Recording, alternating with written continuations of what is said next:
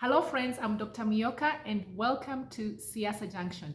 In today's episode, friends, I would like to talk about the East African community. I want to run us through the formation of the East African community and just a very brief history. Reason being, as you all know, especially if you're from East Africa, there's been a lot of tensions between Tanzania and Kenya. It first was a human rights issue that has turned political, that has turned into really bad diplomacy, if you will.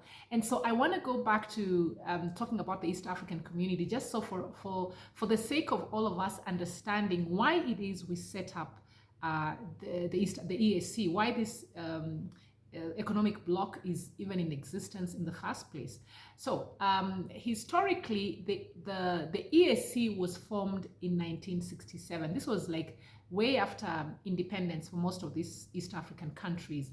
And it had a good run from 67 to about 77, but it was also having a lot of its own challenges in terms of leadership, in terms of commerce, and just the countries and the ways in which they perceived each other, the way they envisioned what they were supposed to be doing together, and how they would benefit from this economic bloc.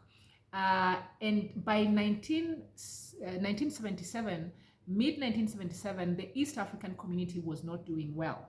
At that point, and let me say, by then, there were only three countries that made up the East African community: Kenya, Uganda, and Tanzania. The leaders of these countries were Mzee Jomo Kenyatta of Kenya, Julius Nyerere of Tanzania, Milton Obote of Uganda. These were the leaders at that time. Over time, they were having disagreements about the commerce, the politics, the leadership. By 77, like I said, this community was dissolved. But years later, independence has rolled on, and these countries are continuing to grow economically, and they continue to see the need to have an economic bloc. So again, in 1999, they come around starting to talk about, these countries come around and start talking about the idea of establishing a treaty and forming, an East African community once again. And so by 2000, it's formally established, and we begin this journey again. And as the years have rolled on, we have gone from just Kenya, Uganda, and Tanzania to more countries. We are now made up of 8 countries. And allow me to just read through for you all of the countries so that I don't leave any out. So I already mentioned Kenya, Uganda, and Tanzania. And now you have Rwanda, Burundi, the Democratic Republic of the Congo, Somalia, and South Sudan. This is what is making up the East African community. And I'm a member of the East African community. I'm a citizen of Kenya. So guys, this is my passport. Yeah, this is my travel document whenever I leave home. If I'm traveling abroad, like I recently traveled to the US where I'm currently based, this is my passport. It says East African Community, and then it says Republic of Kenya.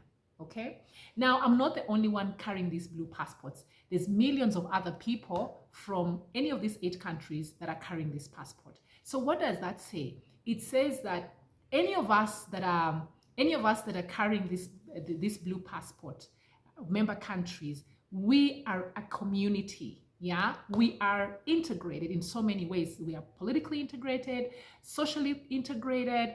We're integrated in so many ways. We are member countries of the East African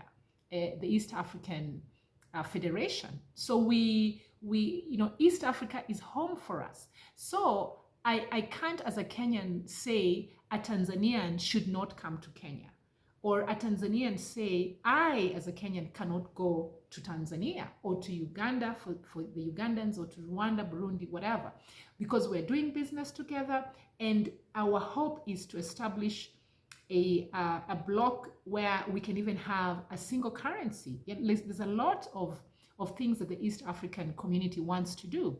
However, we're not having good relationships with one another.